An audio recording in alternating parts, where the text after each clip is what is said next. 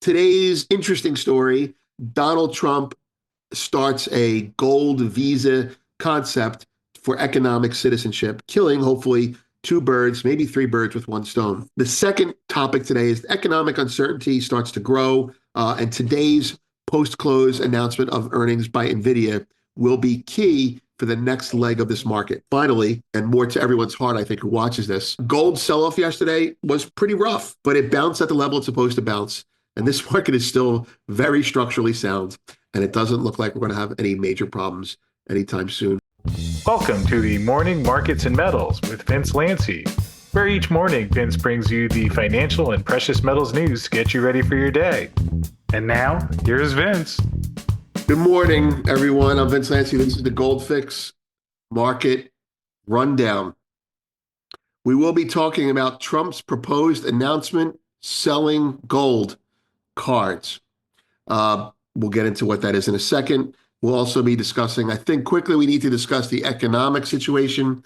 Today's an important day for the whole stock market. Nvidia's earnings are out. And we also need to discuss, I think, in how things are going economically, recession, inflation, stagflation, that type of stuff. Before we do that, however, let's look at the markets. The 10-year yields are 429.8. Unchanged. The DIX, listen to me. The Dixie, the dollar is 106.65, up 36. The S&P 500 is 59.80, up 16 and change. VIX is 18.96, down 45. Gold 29.14, down about a quarter of a dollar. Was a little bit stronger, most of the line a little bit weaker. We'll come to that. Silver 31.70, down 4. Copper 460, surprisingly strong yesterday, down 2 today. WTI 69 and change, down 32. Natural gas 420, down 6. Bitcoin 87,800, might be broken for now, down 664. Palladium 939, up 9 and change. Platinum 975, up 4 and change. That's a massive widening. Gold, silver 91, so 91 and change. Grains, soy 1029, corn 479, wheat 585, down 5. Unchanged offer, down 3, and not on your screen is pistachios, unchanged. Possibly limit up if there's peace in the Middle East. And there's my notes. You're not supposed to see those. We're not supposed to see those either. All right, here we go. First page. Homepage, Mar-a-Lago Corp will change money forever. That's our opinion. We think they're cutting a deal. There's more evidence of that today. Could Bissett just sell the gold? Yes, he could. Will he? Almost definitely not. And watch Trump announces sale of gold cards. We will show a clip of that in a minute. It happened last night. You're probably going to hear it first here if we are doing our job right. So here's the story. Trump wants to sell gold cards. President Trump said he will begin a program to sell Trump gold cards for US dollar $5 million each for foreigners who want to come to the U.S. and create jobs with the sale of gold cards to start in about 2 weeks. Now, before we throw a little bit of meat on the bone of that, let's show the clip to that effect. All right, here we go. We're going to be doing something else that's going to be very, very good. We're going to be selling a gold card. You have a green card. This is a gold card. We're going to be putting a price on that card of about $5 million, and that's going to give you green card privileges plus. It's going to be a route to citizenship, and wealthy people will be coming into our country by buying this card. They'll be wealthy, and they'll be successful, and they'll be spending a lot of money and paying a lot of taxes and employing a lot of people. And we think it's going to be extremely successful.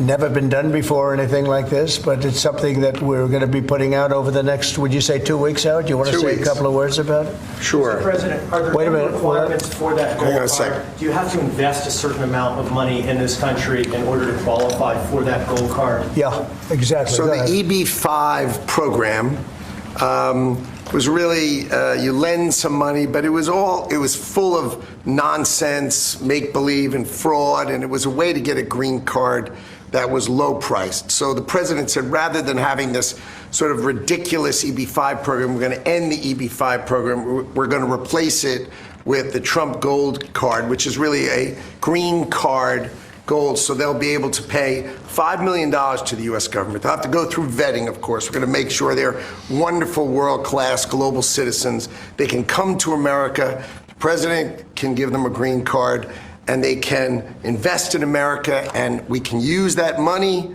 to reduce our deficit. Why do we give out lotteries of green cards? Why do we give out EB-5 for green cards? The President of the United States understands that the right answer is, why don't we eliminate the deficit of the United States of America instead? The gold card, well, millions, but the gold card will bring in with it people that create jobs, very high-level people. I think companies will pay to get people in. For instance, you today graduate from the Wharton School of Finance or Harvard or Stanford or any college, and nobody knows if you can even go to work for a company.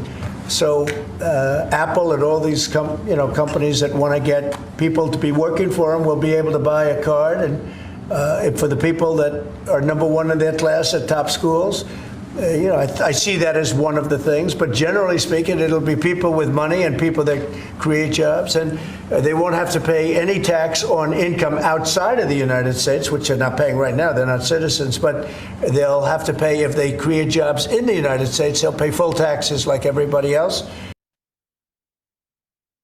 So there's a clip. We have the whole EO or executive signing declaring that in the story right here, putting a little bit of meat on this.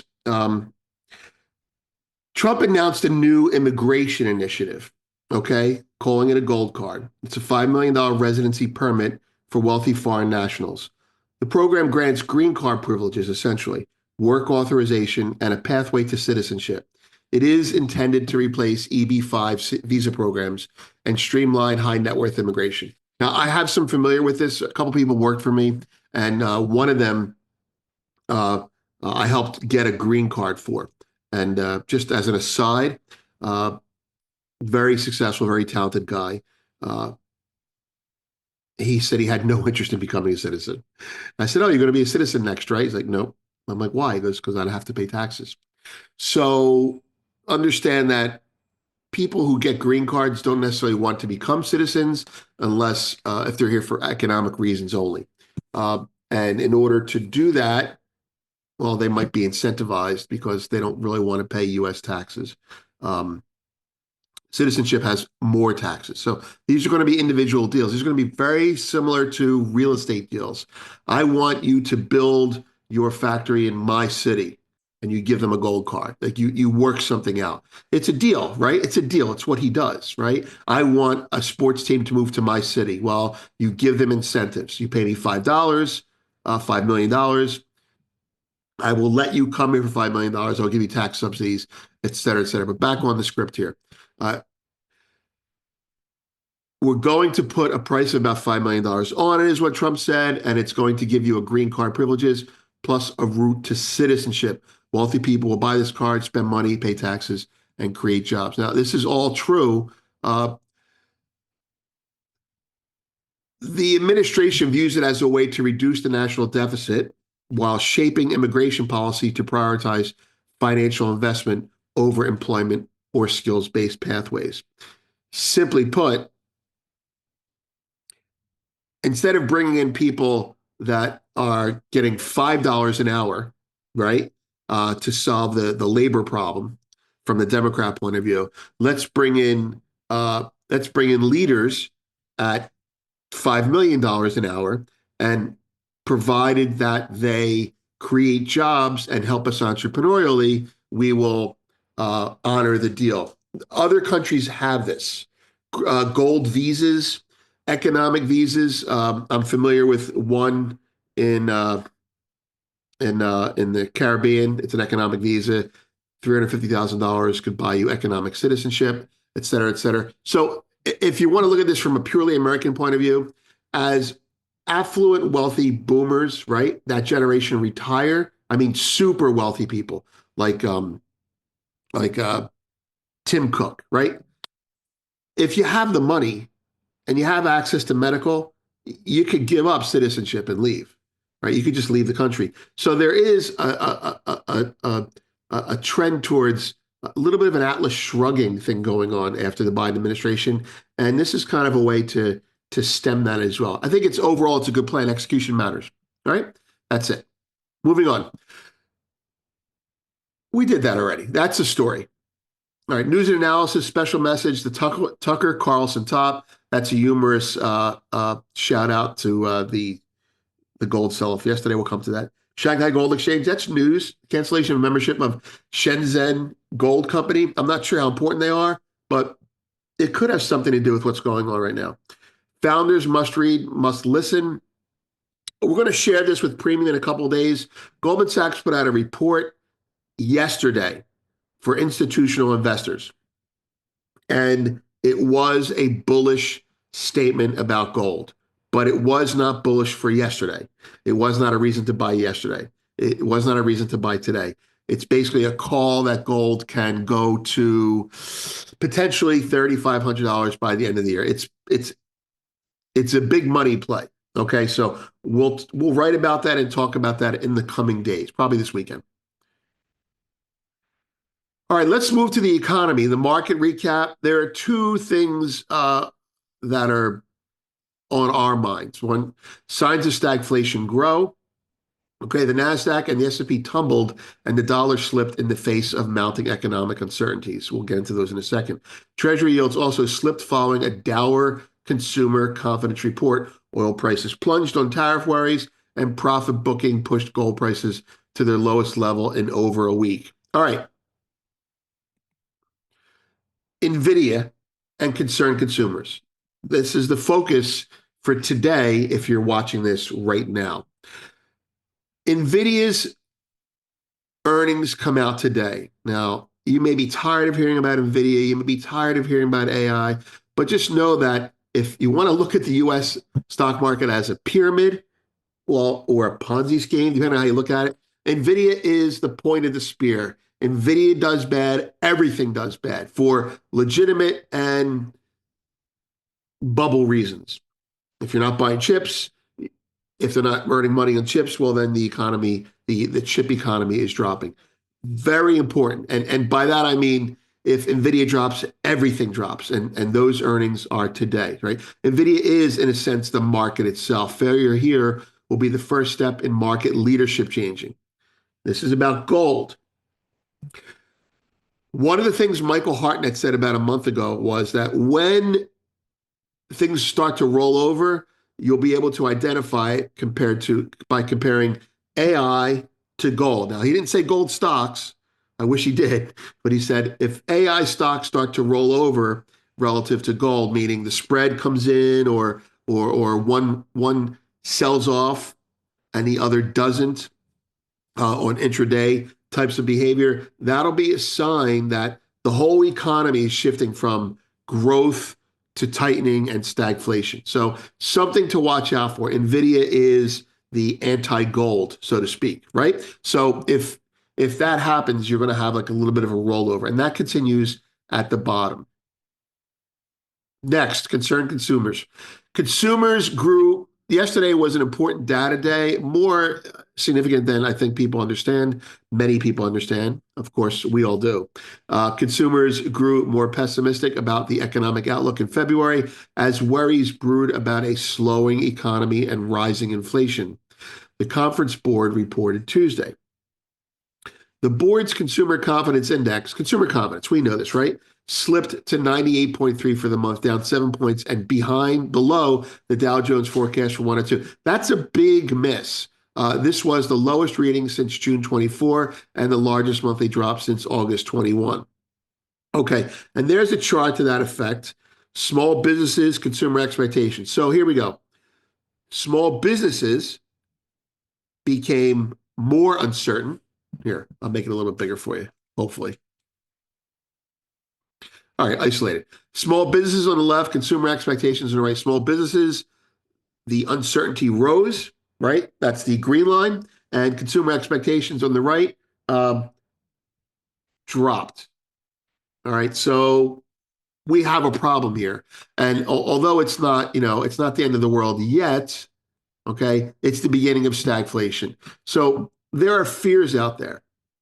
Now, people will tell you, well, it's just fears, it doesn't mean anything. No, it means a lot because if this fear entrenches, then it can create a spiral to that effect. And probably a well deserved spiral because people start to realize that the economic emperor's clothes are invisible, so to speak. So this is what stagflation fears look like. That continues at the bottom. All right. GDP and PCE this week. Today is what, Wednesday? Excuse me. New home sales. I think they're going to uptick. I'm not sure. Um, I'm not sure. Uh, the data will be out by the time you see this. So in premium, the day ahead, that's what we're referring to. I just want to tell you that we one of our invisible sponsors provided this for us. Okay, and it's basically a business newspaper without the bullshit. Real, it's like the Wall Street Journal used to be. Section A, Section B, Section C. If you're older, you know what I'm talking about. If you're looking for news that you can just go through and say bottom line, right, with a little bit of depth that matters, this is it. Those of you at the institutional level probably are familiar with this from Refinitiv. Refinitiv's product is very similar to this. In fact, I almost feel like it's a white label. Anyway, that aside, I'd like to check with the markets now. With happened yesterday, we had a big sell-off yesterday. We had a big bounce. We had a big sell-off, and I want to give you some levels as well as a recap on my own trading. So here we go. This is the weekly. All right, so yesterday, gold had a steep sell-off, over $60 lower, big bounce, did not get to unchanged. Okay, so the stock market and gold kind of mirrored each other in their behavior yesterday. And I'll zoom into those levels in a second, but I want to start here. This is the gold weekly chart. The eights and nines signify a market that's overbought. The eights and nines signify that we will either go down or go sideways, unless we don't. That's how technicals work. But no, the fact of the matter is, it's a signal that there are people taking profits. That's gold. Gold on a daily basis, you will see that I have two levels marked off there. Now, this level is my disaster level, and I alluded to it in a joking way, 2788, I think I said on Twitter. But this on the daily level is a very significant level, and I'll tell you where it comes from. It comes from two places. One is from my trading, and another is from a product called Polytrends, which I'm in the process of self-educating on. But look, here's the market. The market goes up through here. This line that I drew here, it's important, right? So this is a new structure, right? Either the market is rolling over to drop or it's rolling over to go sideways and go higher and kind of like a pause in effect. But I want to zoom in on this to give you an idea of what's going on. This high came in, right? I'm just give you the whole process so you can see why I'm completely neutral now. Uh, the market on this day sold off and I got short, right? And I had $15 in it. And then on this day, it started to bounce. And I said, I'm okay as long as we stay below 29.07. Okay. And the market got to 29.07 the next day, opened in this area, opened a little bit higher actually, and I covered my shorts, right? I got long. And the market starts to rally. And I'm like, okay, this is it. This is support because of the way this behaved. So you have it three times here. It penetrated here, but couldn't say it. Says, oh, this is support. This is where China's buying. Okay. And then the market sells off yesterday. This is yesterday, right? Steep sell off, doesn't even get near it. Okay. And well, it gets close enough to it, but not completely close enough to it. And then the market starts to rally. So here we are here. I think that if this market's going to go down further, it needs to work down now. So it's tested it, and it may collapse underneath my line here, but I think it has to work its way down now. Now, am I bearish? No, I'm not bearish anymore. Uh, uh, no, I'm flat. I'm just completely out. Drawing on this to silver. Uh, Silver. Well, silver is kind of doing the same thing, and you'll see that I have a line here. Same concept for me, but my line is here. Why is my line here? Because it goes back to this area. But the point is, silver can come a lot lower. I can move this line up, right? I could do that. I can say, well, let's do that and move it up to here. And you know what? I might do that. I might do that. I might move it up to, hey, that's not bad. That's not a bad place. Here, I'll show you what I'm talking about. That's not bad. There's my gold line in silver. Okay. That's pretty good. So as long as the market stays above that level, I'm constructive. If it doesn't, then this structure is broken, this structure is broken, and then we start to work this whole trading range bullshit again. All right, so there you have it. Yesterday was strange also because copper was strong, and although I'm not sure why, that really kind of screwed me up. I thought copper was strong, silver shouldn't be hit so much, but it might have to do with the tariffs that Trump is going to be announcing another protective tariff because of copper dumping. So copper dumping into the U.S., he wants to protect copper. Nobody's dumping silver into the U.S., you know? So if copper is being protected and it goes up, well, then maybe the price of silver should go up as well. Anyway, note, we have plenty of copper. You put a tariff on it. We don't have plenty of silver. You don't put a tariff on it. Nothing gets tariffed that we don't have. If it's tariffed, we have it. Okay, so this is the whole implicit aspect of this. All right, so back to recap. Today's interesting story, Donald Trump starts a gold visa concept for economic citizenship, killing hopefully two birds, maybe three birds with one stone. The second topic today is economic uncertainty starts to grow, and today's post-close announcement of earnings by Nvidia will be key for the next leg of this market. Finally, and more to everyone's heart, I think, who watches this, gold sell-off yesterday was pretty rough, but it bounced at the level it's supposed to bounce. And this market is still very structurally sound, and it doesn't look like we're going to have any major problems anytime soon. Famous last words. All right, I'm Vince. Have a great day. Well, thanks for watching this morning's Markets and Metals with Vince Lancy. We sure appreciate you tuning in and starting your day with us here. Hope you enjoyed the show, and we'll see you again tomorrow. Please note that this video is not intended as legal licensed financial trading advice and is to be used for informational purposes only. Please contact your financial advisor before making any decisions, and thanks for watching.